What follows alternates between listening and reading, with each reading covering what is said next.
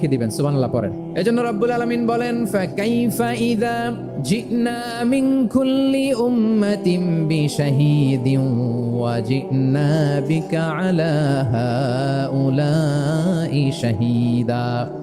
তখন কেমন হবে যখন প্রতিটি উম্মত থেকে আমি একজনকে সাক্ষ্য হিসেবে বের করে আনবো, আর তাদের উপরে নবী আমি আপনাকে সাক্ষ্য বানাবো। পড়েন সুবহানাল্লাহ।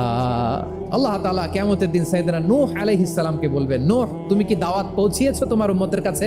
নূহ আলাইহিস সালাম বলবেন, হ্যাঁ আমি পৌঁছিয়েছি। এবার নূহের উম্মতকে আল্লাহ জিজ্ঞেস করবেন, এই নূহের উম্মতেরা তোমাদের নবী নূহ কি দাওয়াত পৌঁছিয়েছে?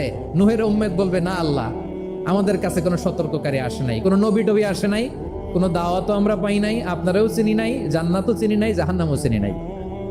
নূহ আলাইহিস সালাম বিপদে পড়ে যাবেন। তখন আল্লাহ বলবেন, নূহ তুমি বললা পৌঁছিয়েছো, তোমার উম্মত বলে কিছু পায় নাই। নূহ তোমার কি কোনো সাক্ষী আছে? তোমার কথা আর তোমার উম্মতের কথা তো মিলে না। তুমি বললা তুমি আমার নির্দেশনা দাওয়াত পৌঁছে দিয়েছো, কিন্তু তোমার উম্মত বলে পায় নাই। নূহ তোমার পক্ষে কোনো সাক্ষী আছে? নূহ আলাইহিস সালাম বলবেন, আছে। কে? উম্মতে মুহাম্মাদী। তখন আমরা বলবো, আল্লাহ নবী নূহ আলাইহিস সালাম তিনি আপনি যা যা বলেছেন ঠিক তা তার উম্মতের কাছে পৌঁছে দিয়েছে। এবার নূহের উম্মতের সাথে আমাদের ঝগড়া লাগবে। তারা বলবে, তোমরা আসছো আমাদের হাজার হাজার বছর পরে, তোমরা কি করে জানলা? তোমাদের সাক্ষী ধর্তব্য হবে না। আমরা তখন বলবো, আমাদের কোরআনে তোমাদের নবীর নামে আল্লাহ তাআলা একটা সূরা নাজিল করেছেন।